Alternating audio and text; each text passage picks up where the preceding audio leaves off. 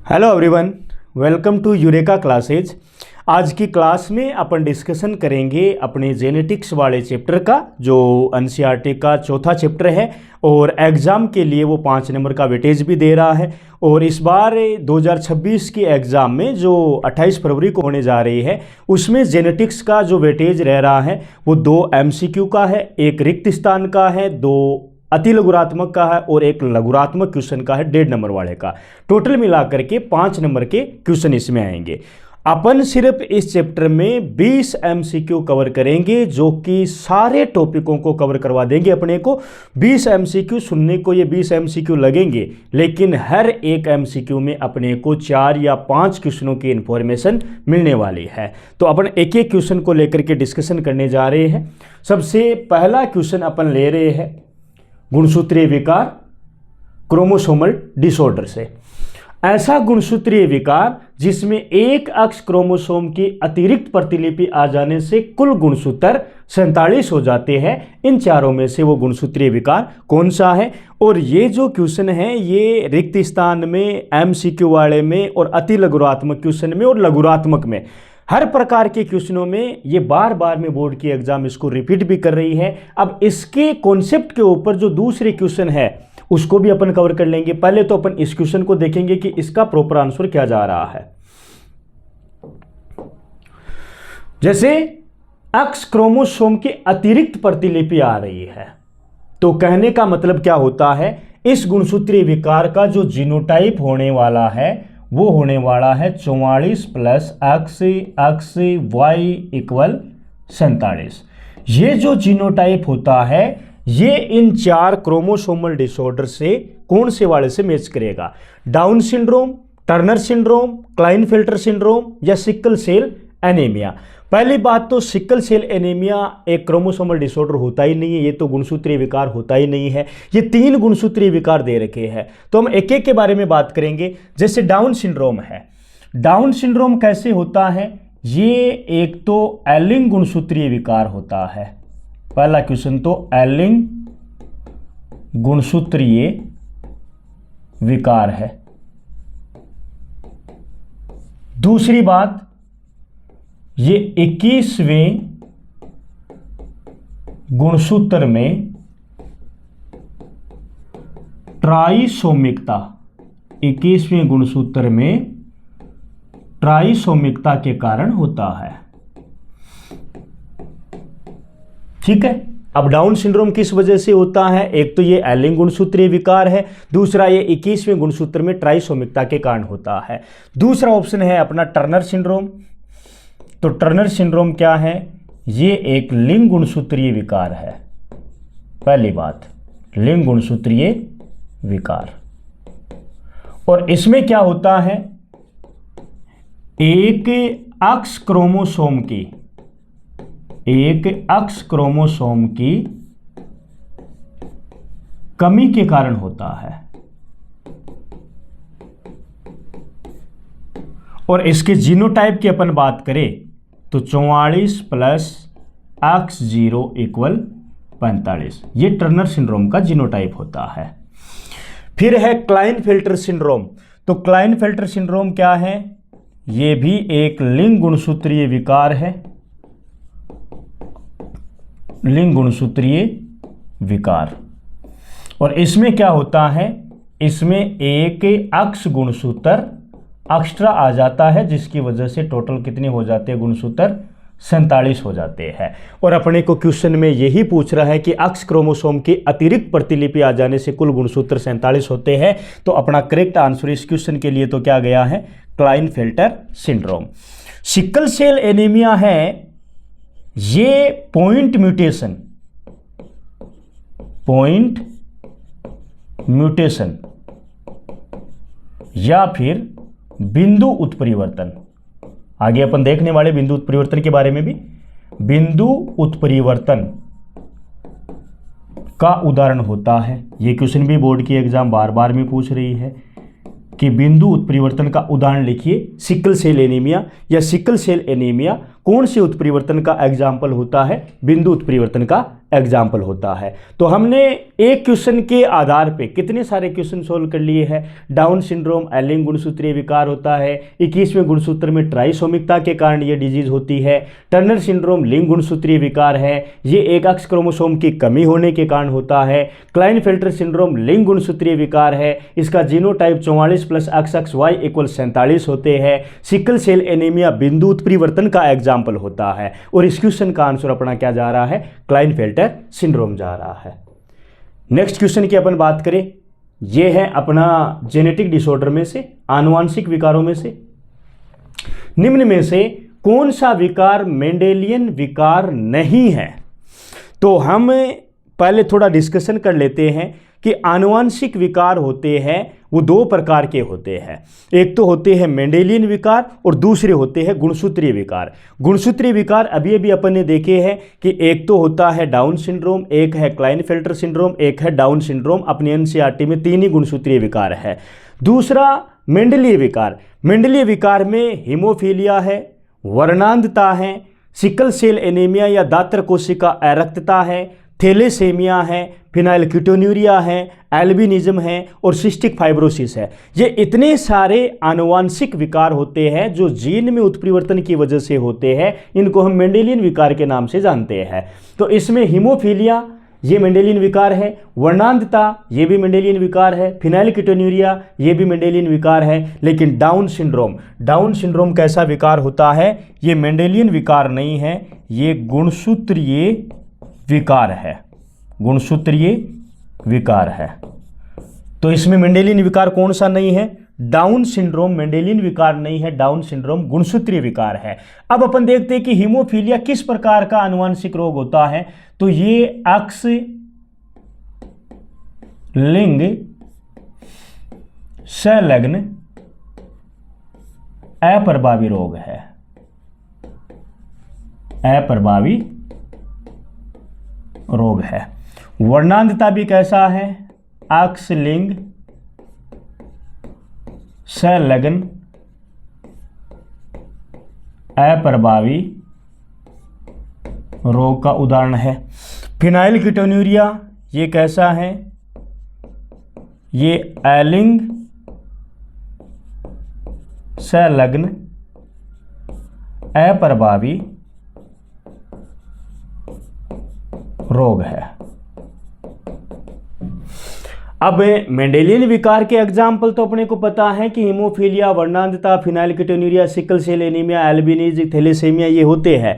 लेकिन इनके अलग से क्वेश्चन पूछ ले कि कोई 2 अक्ष लिंग संलग्न अप्रभावी रोगों के नाम बताओ, तो हम आंसर करेंगे हीमोफीलिया और वर्णांधता। कोई 2 एलिंग सूत्री अप्रभावी रोगों के नाम बताओ, एलिंग संलग्न अप्रभावी रोगों के नाम बताओ, तो हम आंसर करेंगे फिनाइलकीटोन्यूरिया हो जाएगा, अपना थैलेसेमिया हो जाएगा और अपना सिकल सेल एनीमिया हो जाएगा। ये तीनों एग्जाम्पल किसके होंगे? एलिंग संलग्न अप्रभावी रोग के होंगे। और डाउन सिंड्रोम कैसा है? गुणसूत्रीय विकार का एग्जाम्पल है। फिर नेक्स्ट क्वेश्चन की बात करें तो नेक्स्ट क्वेश्चन अपना है लिंग निर्धारण वाले टॉपिक में से। अब लिंग निर्धारण का टॉपिक भी अपना पूरा कवर कर लेंगे अपने एक ही क्वेश्चन से। क्वेश्चन तो अपने को ये पूछ रहा है कि अक्ष 0 प्रकार का लिंग निर्धारण पाया जाता है कीटों में, मधुमक्खी में, ड्रोसोफिला में, पक्षियों में। अब लिंग निर्धारण होते हैं वो अक्ष Y प्रकार का होता है, अक्ष 0 प्रकार का होता है, ZW प्रकार का होता है, Z0 प्रकार का होता है। तो अब इसमें से अक्ष 0 प्रकार का लिंग निर्धारण किस में पाया जाता है? तो अपन एक एक को देखते हैं। पहले जैसे पक्षियों की बात करें तो पक्षियों में ZW प्रकार का लिंग निर्धारण पाया जाता है।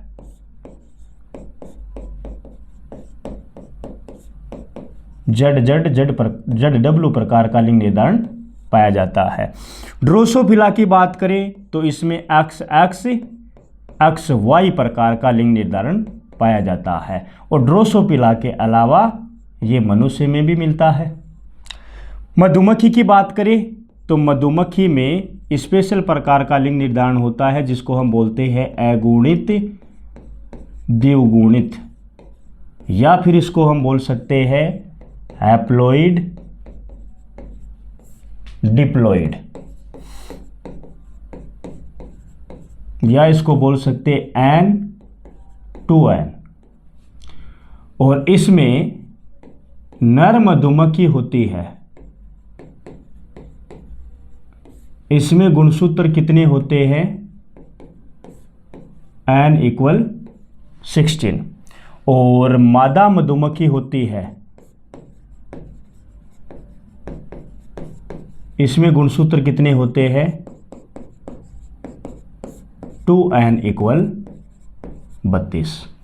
तो नर मधुमक्खी के पास में ये हैप्लॉइड प्रकार का होता है, 16 गुणसूत्र होते हैं। और मादा मधुमक्खी के पास में कितने गुणसूत्र होते हैं, 32 होते हैं। और मधुमक्खी में किस प्रकार की लिंग निर्धारण प्रणाली देखने को मिलती है, तो अगुणित, द्विगुणित या हैप्लॉइड डिप्लॉइड प्रकार का।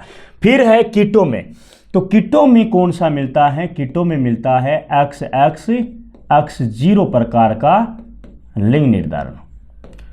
अब या तो क्वेश्चन इस हिसाब से पूछ ले कि कीटों में लिंग निर्धारण का प्रकार बताइए, या फिर क्वेश्चन ऐसे भी बोल सकता है कि कॉकरोच में, क्योंकि एनसीईआरटी ने 2 एग्जाम्पल भी दे रखे हैं, कॉकरोच में लिंग निर्धारण का प्रकार बताइए। या फिर ऐसे पूछा जा सकता है टिड्डे में लिंग निर्धारण का प्रकार बताइए। तो यहाँ पे 5-7 क्वेश्चन अपने बन रहे हैं कि कीटों में किस प्रकार का लिंग निर्धारण पाया जाता है, आंसर करेंगे XX X0। टिड्डे में किस प्रकार का लिंग निर्धारण पाया जाता है, XX X0। कॉकरोच में किस प्रकार का लिंग निर्धारण पाया जाता है, XX X0। मधुमक्खी में किस प्रकार का लिंग निर्धारण पाया जाता है, अगुणित द्विगुणित। अगुणित द्विगुणित लिंग निर्धारण किस में पाया जाता है, मधुमक्खी में। ड्रोसोफिला में किस प्रकार का लिंग निर्धारण पाया जाता है, XX XY प्रकार का। मनुष्य में किस प्रकार का लिंग निर्धारण पाया जाता है, XX XY प्रकार का। पक्षियों में लिंग निर्धारण किस प्रकार का पाया जाता है, ZZ ZW प्रकार का। तो ये लिंग निर्धारण का अपना पूरा टॉपिक के छोटे वाले क्वेश्चनों के लिए पूरा कवर हो रहा है। उसके बाद में नेक्स्ट क्वेश्चन की अपन बात करें,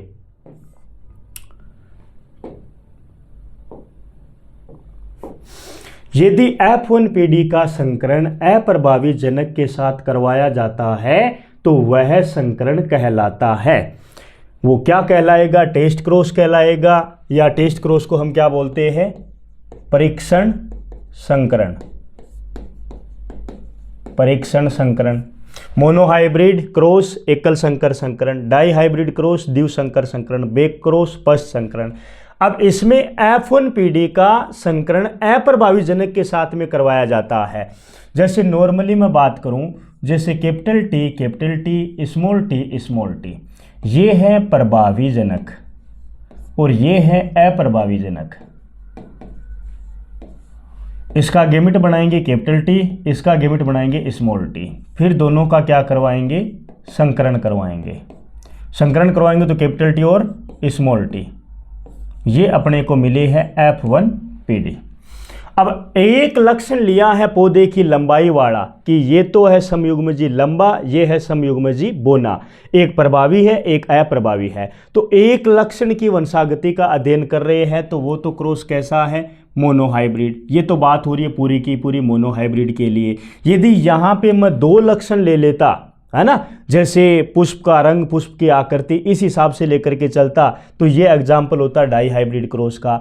अब हमसे ये पूछा जा रहा है कि F1PD का संकरण अप्रभावी जनक के साथ में करवाते हैं, तो F1PD ये है, इसका संकरण अपन करवा रहे हैं अप्रभावी जनक के साथ में, तो इसको हम क्या बोलते हैं, इसको बोलते हैं हम टेस्ट क्रॉस। और F1PD का यदि मैं क्रॉस करवाऊं प्रभावी जनक के साथ में, तो इसको हम क्या बोलते हैं, इसको बोलते हैं आउट क्रॉस।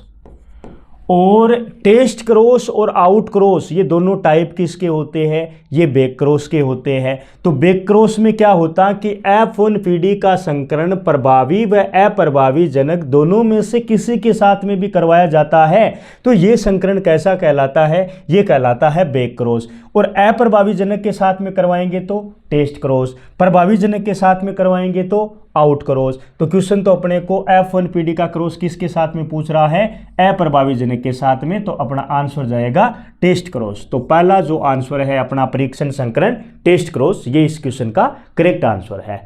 उसके बाद में वंशागति के गुणसूत्रीय सिद्धांत को प्रतिपादित करने वाले वैज्ञानिक कौन है।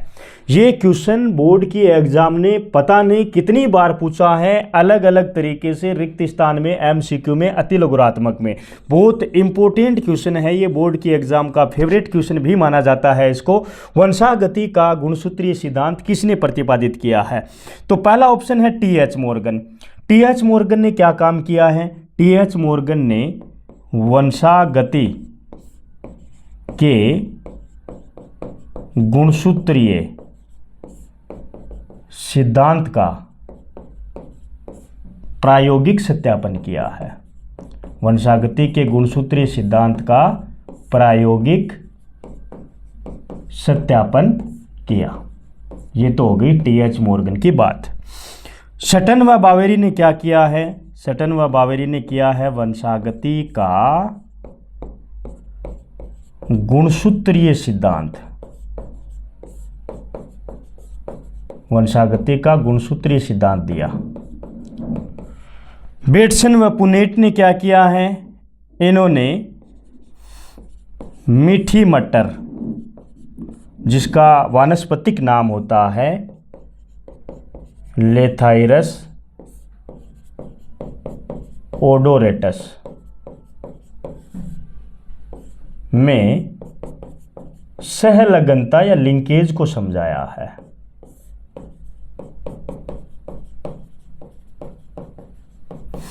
अल्फ्रेड स्टुअर्ट वेंट ने क्या किया है? इन्होंने जेनेटिक मानचित्र या जेनेटिक मैप बनाया सबसे पहले। जीन की फ्रीक्वेंसी को समझाने के लिए इन्होंने सबसे पहले जेनेटिक मैप बनाया है। अब टी.एच. मॉर्गन, जिन्होंने वंशागति के गुणसूत्रीय सिद्धांत का प्रायोगिक सत्यापन किया है, और इन्होंने इस सिद्धांत को समझाने के लिए जिस ऑर्गेनिज्म के ऊपर काम किया है, उस ऑर्गेनिज्म का नाम है फल मक्खी, और जिस जंतु पे काम किया है उसका वैज्ञानिक नाम होता है ड्रोसोफिला मेलेनोगेस्टर। अब ये 3 क्वेश्चन बन गए हैं। क्या क्वेश्चन बने? वंशागति के गुणसूत्रीय सिद्धांत का प्रायोगिक सत्यापन करने वाले वैज्ञानिक कौन है? टी.एच. मॉर्गन। टी.एच. मॉर्गन ने कौन से जंतु पे काम किया है? फल मक्खी पे। टी.एच. मॉर्गन ने जिस जंतु पे कार्य किया है, उस जंतु का वैज्ञानिक नाम क्या है? Drosophila melanogaster. सटन व बावेरी ने कौन सा सिद्धांत दिया है? वंशागति का गुणसूत्रीय सिद्धांत दिया है। बेटसन व पुनेट ने मीठी मटर पे काम किया है, जिसका वानस्पतिक नाम लेथाइरस ओडोरेटस होता है, और इन्होंने सहलगनता को समझाया है मीठी मटर में। जैसे ग्रेगर जॉन मेंडल ने अपने एक्सपेरिमेंट किए थे उद्यान मटर के ऊपर, पाइसम सेटाइवम के ऊपर, और बेटसन व पुनेट की जो मटर है उसका नाम है मीठी मटर, जिसका नाम है लेथाइरस ओडोरेटस। अल्फ्रेड स्टुअर्ट वेंट ने क्या किया है? सबसे पहले जेनेटिक मैप बनाया है। क्वेश्चन क्या है? वंशागति के गुणसूत्रीय सिद्धांत को प्रतिपादित करने वाले वैज्ञानिक कौन है? तो वंशागति का गुणसूत्रीय सिद्धांत किसने दिया है? वाल्डेर सटन व थियोडोर बावेरी ने दिया है। अब ये 25 में पूछ लिया गया है एमसीक्यू वाले में। अब ये रिक्त स्थान में बन सकता है, ये अति लघुरात्मक में बन सकता है, या इसका अपोजिट बना दिया जाता है कि सटन व बावेरी ने वंशागति का कौन सा सिद्धांत दिया है। तो अपने को इतना ही करना होता है, वंशागति का क्रोमोसोम सिद्धांत या वंशागति का गुणसूत्रीय सिद्धांत।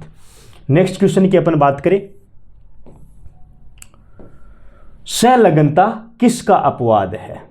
ये भी 1 नंबर के लिए बार बार में पूछा जा रहा है क्वेश्चन। सहलगनता किसका अपवाद है? प्रभाविता के नियम का, स्वतंत्र अपव्यय के नियम का, अपूर्ण प्रभाविता का, सहप्रभाविता का। तो प्रभाविता के नियम का जो अपवाद है, ये अलग से क्वेश्चन बन सकता है कि प्रभाविता के नियम का अपवाद क्या है। तो प्रभाविता के नियम के 2 अपवाद है। एक तो है अपूर्ण प्रभाविता, इनकम्प्लीट डोमिनेंस, और दूसरा है सहप्रभाविता, कोडोमिनेंस। तो ये तो है प्रभाविता के नियम का। स्वतंत्र अपव्यय के नियम का अपवाद क्या होता है? लिंकेज या सहलगनता। ये किसका है? स्वतंत्र अपव्यय के नियम का। अपूर्ण प्रभाविता और सहप्रभाविता, ये दोनों कौन से नियम के अपवाद है? ये दोनों है प्रभाविता के नियम का।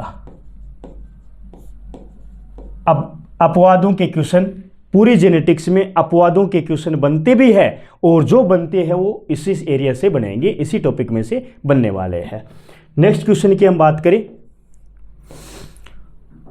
जब प्रभावी व अप्रभावी जनकों के मध्य संकरण करवाया जाता है तो प्रथम पीढ़ी में प्रभावी लक्षण ही प्रकट होते हैं, अप्रभावी लक्षण प्रकट नहीं होते हैं, तो ये क्या कहलाता है? इन चारों ऑप्शन में ये क्या कहलाएगा? अपूर्ण प्रभाविता, सप्रभाविता, पूर्ण प्रभाविता, बहुप्रभाविता। तो अपने को 4 डेफिनेशन यहाँ पे नहीं मिलेगी। जैसे बहुप्रभाविता अपन किसको बोलेंगे? 2 से अधिक जीन एक ही लक्षण को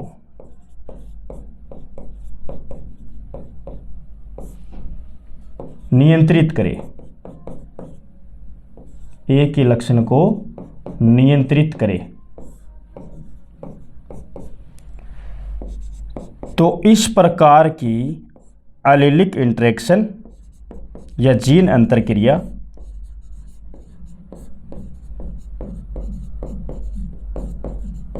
बहुप्रभाविता कहलाती है। बहुप्रभाविता कहलाती है। ये तो हो गई डेफिनेशन बहुप्रभाविता की, और ऊपर ऐसी डेफिनेशन है नहीं। पूर्ण प्रभाविता, इसमें प्रभावी लक्षण F1PD में पूर्ण रूप से प्रकट होता है।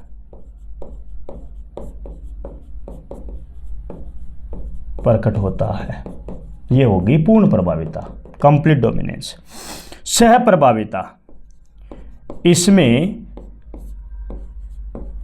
प्रभावी व अप्रभावी स्वतंत्र रूप से F1PD में प्रकट होते हैं। अपूर्ण प्रभाविता, इसमें F1PD में ना तो प्रभावी लक्षण प्रकट होता है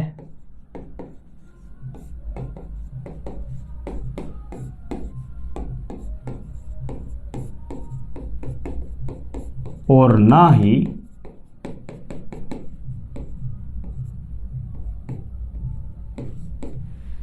अप्रभावी लक्षण प्रकट होता है।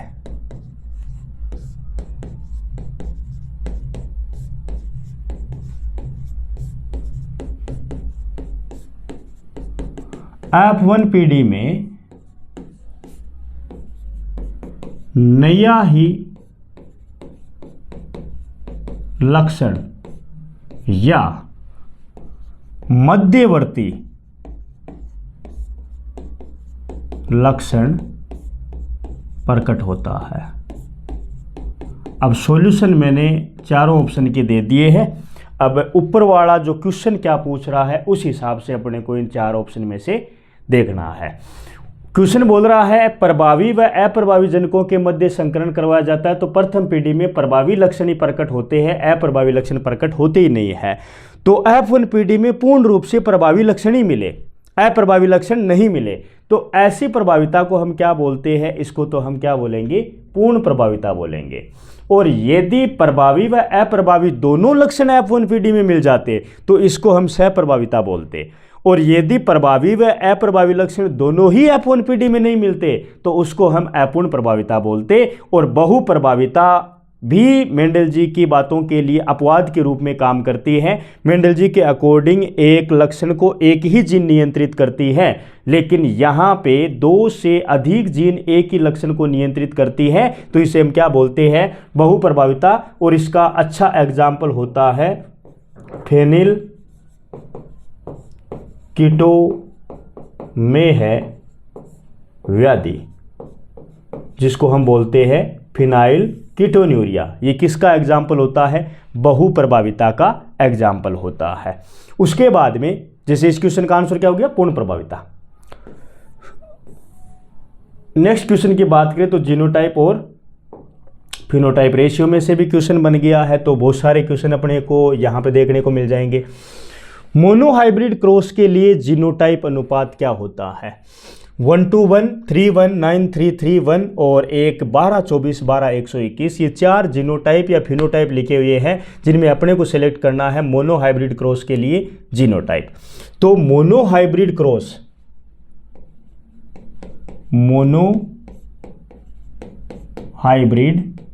क्रॉस, इधर मैं लिख रहा हूं जीनोटाइप और फिनोटाइप।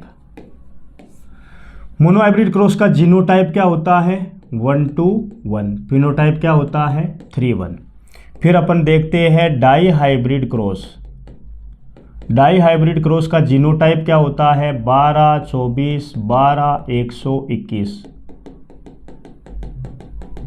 और फिनोटाइप क्या होता है, 9:3:3:1। फिर सहप्रभाविता का जीनोटाइप क्या होता है, 1:1, फिनोटाइप भी क्या होता है, 1:1। अपूर्ण प्रभाविता का जीनोटाइप क्या होता है, 1:1, 1:1। टेस्ट क्रॉस का जीनोटाइप क्या होता है, 1:1:1:1। लेथल जीन या घातक जीन, इसका जीनोटाइप क्या होता है, 2:1:2:1। और मोनोहाइब्रिड क्रॉस के ऊपर बेस जो भी ग्रेगर जोन मेंडल जी के नियम है, जैसे प्रभाविता के नियम का जीनोटाइप 1:1, फिनोटाइप 3:1। पृथक्करण के नियम का जीनोटाइप 1:1, 3:1। स्वतंत्र अपव्यय के नियम का जीनोटाइप 12:24, 12:121, फिनोटाइप 9:3:3:1। हमसे तो ये पूछा है कि मोनोहाइब्रिड क्रॉस के लिए जीनोटाइप क्या है, तो मोनोहाइब्रिड क्रॉस के लिए जीनोटाइप क्या है, 1:1। ये आंसर है 1:1। 3:1 कब करते, जब क्वेश्चन होता मोनोहाइब्रिड क्रॉस के लिए फिनोटाइप अनुपात है तो हम कर देते 3:1। 9:3:3:1 कब करते, डाईहाइब्रिड क्रॉस के लिए फिनोटाइप है तो हम आंसर करते 9:3:3:1।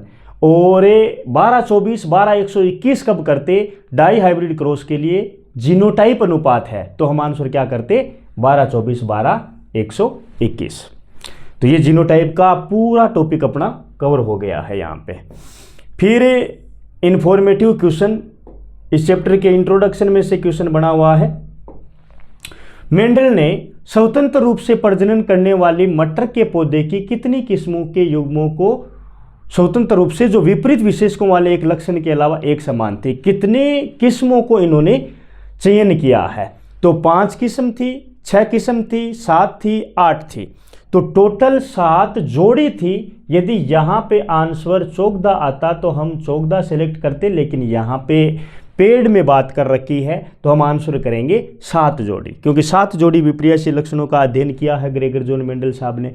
उसके बाद में निम्नलिखित में से कौन सा लक्षण बहुजीनी वंशागति का उदाहरण होता है, तो बहुजीनी वंशागति का उदाहरण इनमें से कौन सा है, जैसे मिराबिलिस जलापा में पुष्पों का रंग, स्वान पुष्पों के रंग, ये किसका एग्जाम्पल है, ये तो है अपूर्ण प्रभाविता का। अब इसके 4 क्वेश्चन बना लेंगे अपन। अपूर्ण प्रभाविता का उदाहरण है। मनुष्य में एबियोरक समूह है, ये किसका एग्जाम्पल है, सह प्रभाविता का उदाहरण है। फिनाइल कीटोन्यूरिया, ये किसका एग्जाम्पल है, ये बहुप्रभाविता का उदाहरण है। मानव में त्वचा का रंग, ये किसका एग्जाम्पल है, ये है बहुजीनी वंशागति, पॉलीजेनिक इनहेरिटेंस, बहुजीनी वंशागति का उदाहरण है।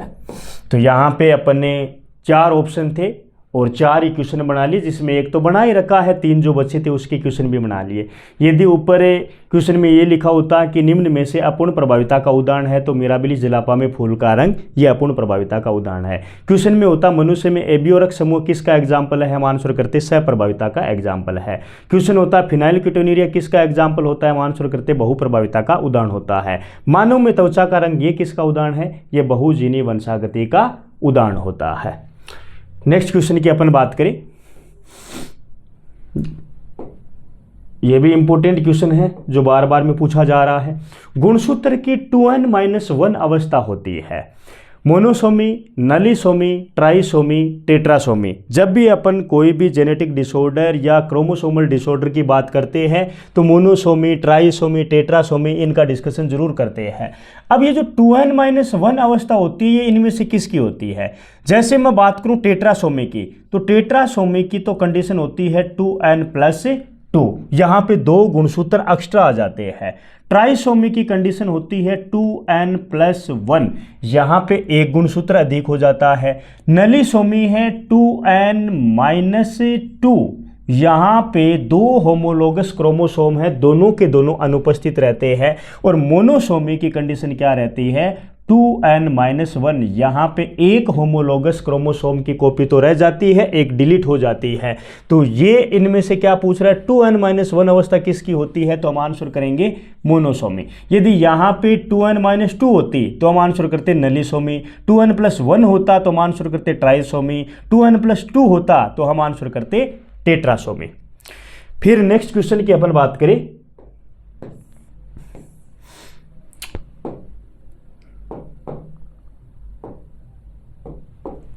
वह एमिनो अम्ल जो कि सिकल सेल एनीमिया में प्रतिस्थापित हो जाता है। दातर कोशिका अरक्तता में क्या होता है, अमाइनो एसिड में परिवर्तन होता है।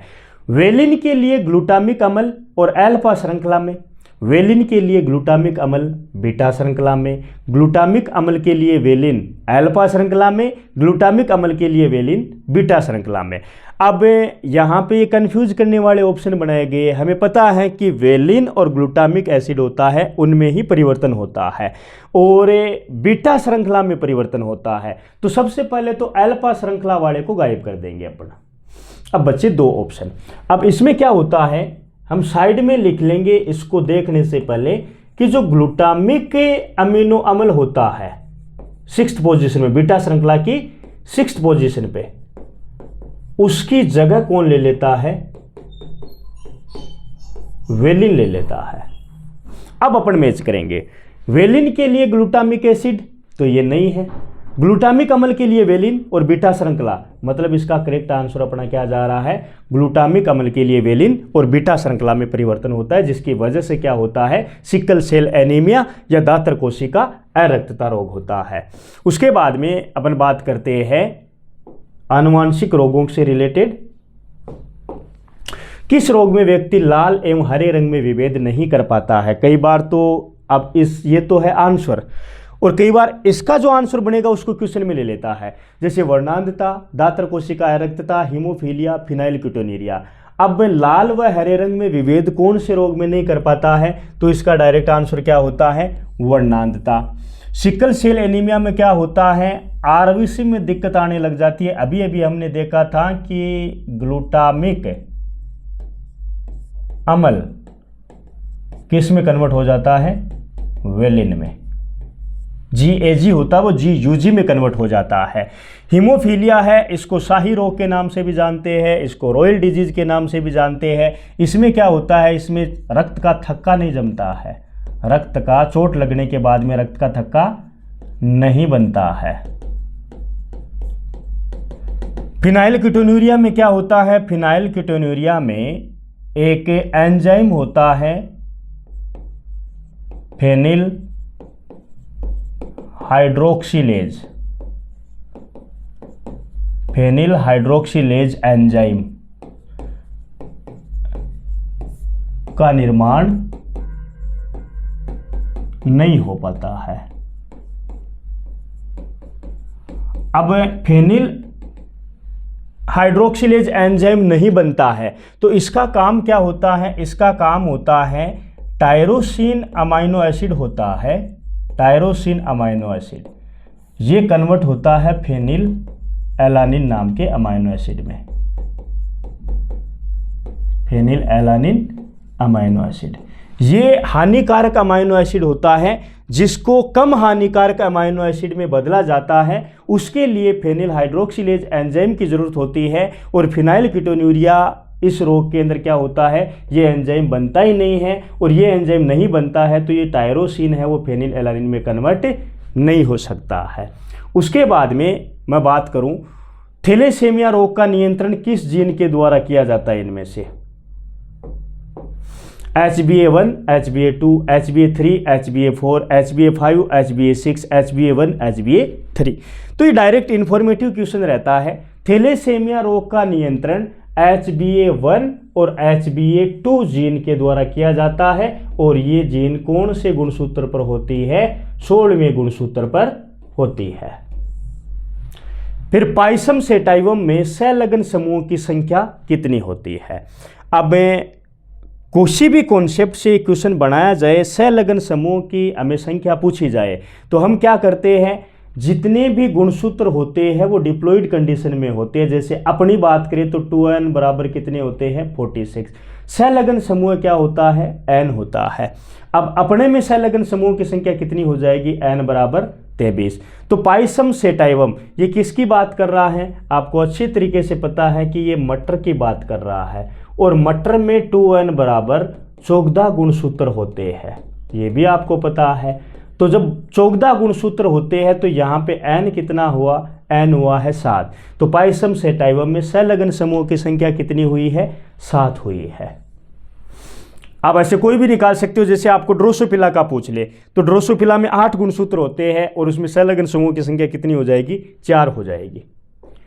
नेक्स्ट क्वेश्चन की अपन बात करें, कुछ से न्यूमेरिकल बेस्ड क्वेश्चन भी बनते हैं जेनेटिक्स में कई बार, लेकिन सिंपल टाइप के बनते हैं, समझ में आ गए तो। जैसे एक जीनोटाइप दे रखा है capital A, capital B, small b, capital C, small c. Genotype कितने प्रकार के युग्मक बनाएगा? तो हम सबसे पहले तो ये लिख लेंगे इसका फॉर्मूला, उसके बाद में अपने को कोई दिक्कत ही नहीं आएगी। युग्मक निकालने का फॉर्मूला जो बहुत बड़ा होता है 2 की पावर n, और यहाँ पे n होता है विषम युग्मजीयों की संख्या, विषम युग्मजीयों की संख्या। बस इतना सा कॉन्सेप्ट अपने पकड़ में आया तो कितना भी कैसा भी क्वेश्चन दे दे अपन आराम से बना देंगे। अब इसमें दे रखा है AABBCC, ये जीनोटाइप दे रखा है। इसमें अपने को चेक करना है कि विषम युग्मजी कौन से है। तो AA तो समयुग्मजी है, BB विषम युग्मजी है, और कैपिटल C स्मॉल c भी क्या है? विषम युग्मजी है। तो विषम युग्मजी कितनी हुई? 1 और 2। तो हम फॉर्मूला क्या लगाएंगे? 2 की पावर 2, 2 × 2 = 4 अपने आंसर आ जाएंगे। और इसमें क्या दे रखा है? पहला ऑप्शन ही क्या दे रखा है? 4 दे रखा है। तो ये इस क्वेश्चन का अपना आंसर है। बस ये फॉर्मूला अपने पास में हाथ लग गया। जैसे इधर जीनोटाइप पूछे अपने को, तो जीनोटाइप निकालने का फॉर्मूला क्या होता है? 3 की पावर n। फिनोटाइप पूछे तो फिनोटाइप का होता है 2 की पावर n। और कितनी संततियां बनेगी उसका फॉर्मूला, लेकिन बोर्ड एग्जाम यहाँ तक नहीं पहुँचती है, बोर्ड एग्जाम यहीं तक पहुँचती है, वरना संतति भी निकाल लेते। संतति निकालने का फॉर्मूला क्या होता है? 4 की पावर n होता है। फिर अपन बात करते हैं 17वें क्वेश्चन की। मेंडल ने अपने प्रयोग में कौन से लक्षण का चयन नहीं किया था? तो पौधे की लंबाई, पौधे का रंग, फली की आकृति, फली का रंग, ये 4 लक्षण, 7 जोड़ी विपर्यासी लक्षण में ये 4 दे रखे हैं। इनमें से कौन सा लक्षण नहीं लिया था उन 7 जोड़ी विपर्यासी लक्षण में? तो मेंडल जी ने पौधे की लंबाई ली है, उसके बाद में पौधे का रंग नहीं लिया है, ये ली है, फली की आकृति ली है, फली का रंग लिया है, पुष्प की स्थिति ली है, पुष्प का रंग भी लिया है, बीज की आकृति ली है, बीज का रंग भी लिया है, लेकिन मेंडल जी ने पौधे का रंग इसके बारे में बात नहीं की है। और मेंडल जी के 7 जोड़ी विपर्यासी लक्षण जो होते हैं, 7 जोड़ी विपर्यासी लक्षण, ये कौन से क्रोमोसोम पे मिलते हैं? तो ये मिलते हैं क्रोमोसोम नंबर 4 पे, चौथे गुणसूत्र के ऊपर ये 7 जोड़ी विपर्यासी लक्षण देखने को मिलते हैं। ये अलग से क्वेश्चन बन सकता है। उसके बाद में लगते ही अपन बात करें एक F1 द्विसंकर के स्वपरागण से F2 संततियों ने कितने प्रकार के जीन प्रारूप बनते हैं? संततियों में कितने प्रकार के जीन प्रारूप बनते हैं? 9 प्रकार के, 3 प्रकार के, 6 प्रकार के, 7 प्रकार के। तो हम तो डायरेक्ट याद ये करते हैं कि F1 द्विसंकर के स्वपरागण करवाने से F2PD में जीनोटाइप जो मिले ये तो मिलते हैं 12, 24, 12, 121, हमें तो ये याद है। और फिनोटाइप की बात करें, ये तो क्या हो गया? जीनोटाइप। यदि फिनोटाइप की बात करें, लक्षण प्रारूप की बात करें तो 9331, ये तो हमें याद है। लेकिन ये तो ऑप्शन में ही नहीं दे रखे है ना, तो ये क्या पूछना चाह रहा है कि ये जो जीन प्रारूप या जीनोटाइप बने कितने प्रकार के बने हैं? तो ये 1, 2, 3, 4, 5, 6, 7, 8, 9, ये 9 प्रकार के बने हैं। यदि यहाँ पे फिनोटाइप पूछते तो 1, 2, 3, 4 प्रकार के फिनोटाइप। ये बात हुई है डाई हाइब्रिड क्रॉस के लिए। मोनो हाइब्रिड क्रॉस के लिए जो जीनोटाइप बनता है वो 1:1 है, तो ये कितने प्रकार के बने? 3 प्रकार के बने हैं। और मोनो हाइब्रिड के लिए फिनोटाइप की बात करें तो 3:1, ये कितने प्रकार के बने? ये 2 प्रकार के बने हैं। इस कॉन्सेप्ट से बार बार में क्वेश्चन भी पूछे जा रहे हैं। फिर सेकंड लास्ट क्वेश्चन की बात करें,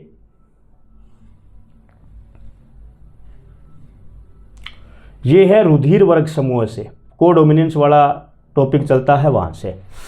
यदि माता व पिता में से एक का रुधिर वर्ग A है तथा दूसरे का B है तो उनकी संतति का संभावित रुधिर वर्ग कौन सा होगा? केवल AB, केवल B, केवल O, AB, A, O या फिर B, कौन सा ब्लड ग्रुप इसमें से होगा? तो हमें ये दे रखा है कि एक का A है दूसरे का B है, तो इसका जीन प्रारूप अपन देखते हैं IAIO का क्रॉस IBIO के साथ में होना है। तो हम ऑप्शन एलिमिनेट करेंगे। ऑप्शन बोल रहा है कि केवल AB, यदि केवल A और केवल B आएगा तो ये फिर O वाला किधर जाएगा? ये तो बच गया है। केवल B होगा तो A वाला कहाँ जाएगा? केवल O होगा तो ये AB कहाँ जाएंगे? तो अब और आंसर क्या बचा है अपना? A भी आ सकता है, B भी आ सकता है, AB भी आ सकता है और O भी आ सकता है। तो ये अपना करेक्ट आंसर है। फिर नेक्स्ट क्वेश्चन की बात करूं और लास्ट क्वेश्चन की बात करूं, जो 2025 में बड़ा 3 नंबर के लिए क्वेश्चन पूछा था, उसका MCQ भी बन सकता है।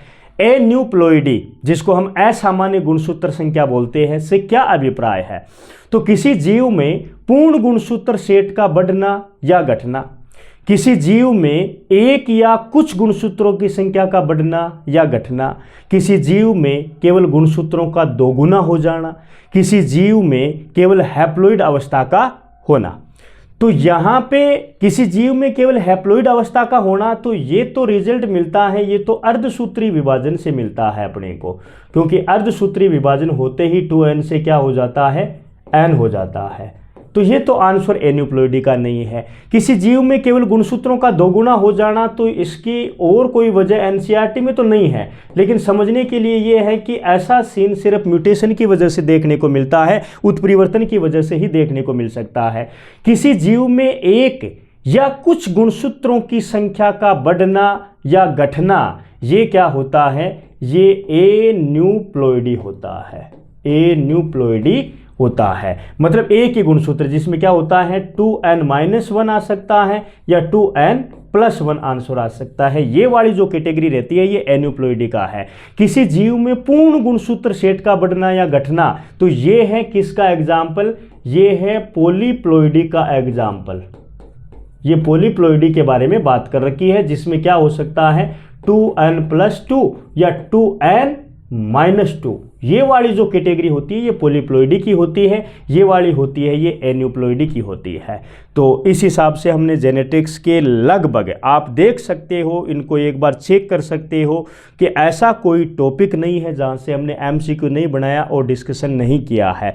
20 क्वेश्चन से मैं ये तो नहीं बोलूँगा कि 100% अपना चैप्टर कवर हो गया, लेकिन इन 20 MCQ से यदि आप अच्छे से कॉन्सेप्ट समझ करके इसको आप पढ़ोगे तो आपका 80% जेनेटिक्स का चैप्टर है वो इस 1 घंटे की, लगभग 1 घंटे की क्लास भी नहीं हुई है, इसमें ये पूरा हो रहा है। इसके आगे अपन ने वंशागति का आणविक आधार, मॉलिक्यूलर बेसिस ऑफ इनहेरिटेंस के भी 20 क्वेश्चन से टोटल बड़े वाले छोटे वाले सारे के सारे क्वेश्चन MCQ से कवर करने वाले हैं। Thank you so much.